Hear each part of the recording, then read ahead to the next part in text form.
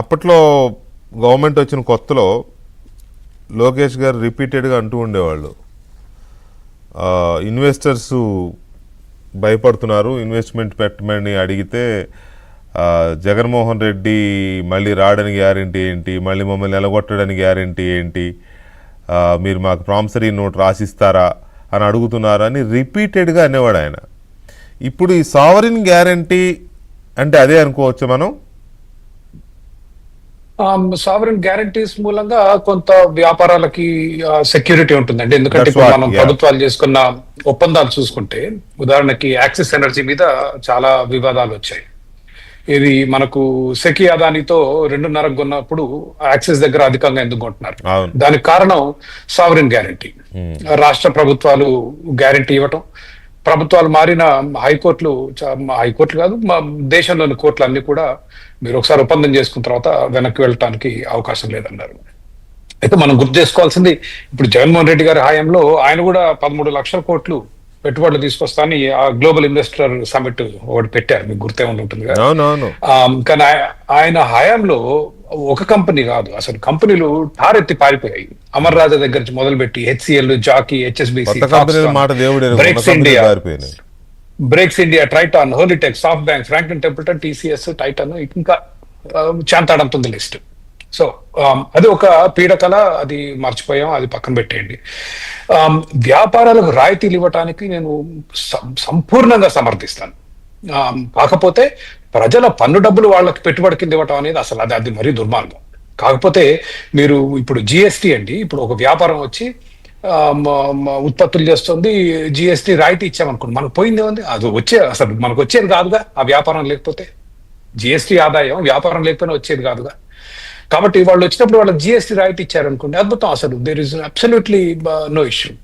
ఇప్పుడు ప్రభుత్వ భూమి ఉంది, మన దగ్గర భూముల ధరలు ఎక్కువ ఉన్నాయి, తక్కువ ధరకి వ్యాపారాలకి అభ్యంతరం లేదు, పారదర్శకంగా ఇవ్వాలి కదా, అది నేను అనేది.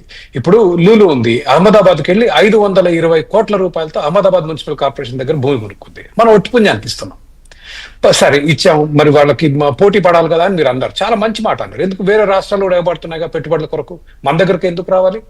కానీ మీరు ఇతర కంపెనీలు పిలిచారా లూలుకి ఇచ్చే ముందు? మీరు ఫీనిక్స్ మిల్స్ అని భారతదేశంలో అతిపెద్ద మాల్, డిఎల్ఎఫ్ ఉంది, రహేజా ఉంది, ఫోరం మాల్ ఉంది, వాళ్ళని పిలిచారా?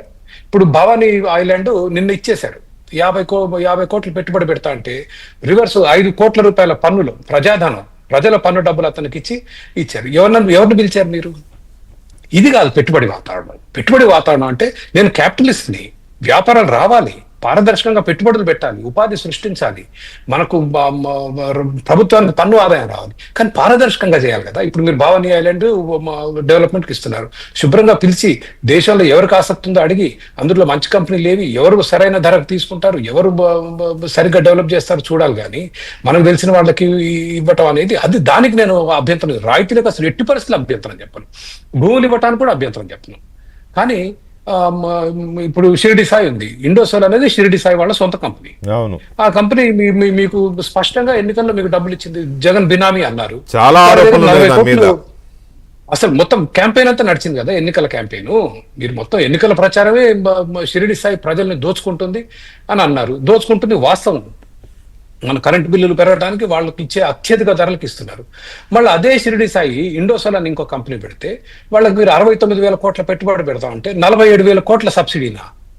ఓకే, అది అయిపోయింది. లూలు చెప్పాను, భవానీ ఐలాండ్ చెప్పాను. ఇది రాయితీలు ఇచ్చే పద్ధతి కాదు. రాయితీలు ఇవ్వాల్సింది పారదర్శకంగా ఇవ్వాలి, కంపెనీలు అందరిని ఆహ్వానించాలి, ఎవరు ఎక్కువ పెట్టుబడి పెట్టి ఎవరు అత్యధిక ధర చెల్లిస్తారో చూడాలి. వేరే వాళ్ళు చేయమన్నారా? భవానీ ఐలాండ్ ఇంకెవరు తీసుకోమన్నారా? సో అది దానికి నేను అభ్యంతరం చెప్పేది వెంకటేశ్వర గారు. రైతులకు అసలు ఎట్టి పరిస్థితులు అభ్యంతరంగా మనం పోటీ పడాలి, విపరీతంగా పోటీ పడాలి, ఇతర రాష్ట్రాల కన్నా ఎక్కువ ఇవ్వాలి, కానీ అందరికీ ఇవ్వాలి, అందరికీ పారదర్శకంగా ఇవ్వాలి. మీకు తెలిసిన వాళ్ళకి మనకు ఇప్పుడు ఎన్నికల్లో డొనేషన్లు ఇచ్చిన వాళ్ళకి ఇస్తా ఉంటే అది ప్రభుత్వం నడిపించే విధానం అది కాదు, అది జగన్మోహన్ రెడ్డి గారి విధానం. ఆయనకు ఇప్పుడు 1,00,000 కోట్ల భూపందేరం చేశాడండి ఆయన, రాజశేఖర రెడ్డి గారు ముఖ్యమంత్రిగా ఉన్నప్పుడు 1,00,000 ఎకరాలు. ఇది నేను చెప్పట్లేదు, ఊరికే గాలి మాట కాదు, సిఏజీ చెప్పింది. 1,00,000 ఎకరాల భూపందరం చేశాను, అవే డబ్బులు ఈ రోజుకి నడిపిస్తున్నాం.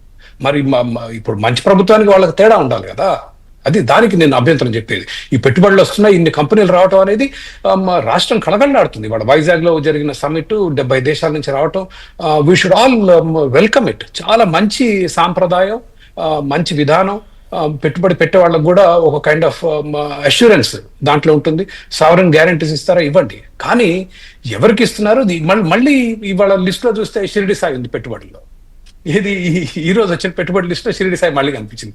ఇంక ఎంత చేస్తాం, ఎట్లా చేస్తాం, అసలు ఎక్కడ దీనికి అంత ఎక్కడ ధర ఇక్కడ, అది అర్థం కాని విషయం వెంకటకృష్ణ గారు. అంటే కొంతమంది వ్యాపారవేత్తలు లేకపోతే కొంతమంది కాంట్రాక్టర్లు అనాలో లేకపోతే ఇండస్ట్రియలిస్టులు అనాలో ఎవరు అధికారంలో ఉన్నా దే కంటిన్యూ అలా ఉంటా. అది అదొక రకమైన దాని వలన అపారమైన నష్టం జరుగుతోందండి రాష్ట్రానికి. అంటే తప్పు లేదు చక్రవర్తి గారు, ఒకవేళ ఆ వ్యాపారవేత్త కానీ ఆ కాంట్రాక్టర్ కానీ అంతవరకే కన్ఫైన్ అయి చేస్తే గవర్నమెంట్ ఏ పార్టీ అనేది దాంతో సంబంధం లేకుండా దే కెన్ కంటిన్యూ. కానీ ఈ పిచ్చి మీరు ఇప్పుడు అన్న కొన్ని ఇల్లీగల్ యాక్టివిటీస్ చేస్తూ ఉంటారు కదా, వాళ్ళు గవర్నమెంట్ మారిన తర్వాత కూడా కంటిన్యూ అవుతుంటే మాత్రం డెఫినెట్గా మీరు అన్నదే వర్తిస్తుంది వాళ్ళకి. అది అబ్జెక్షన్, అది తప్పు. నేను చెప్పేది అంటే 69,000 కోట్లలో ప్రస్తుతం మనం ఇప్పుడు ఉన్న కూటమి టీడీపీ జనసేన ప్రభుత్వం 14,000 కోట్ల రూపాయల క్యాష్ ఇస్తుందండి. సంవత్సరానికి 1,000 కోట్ల లెక్కన 14,000 కోట్ల రూపాయల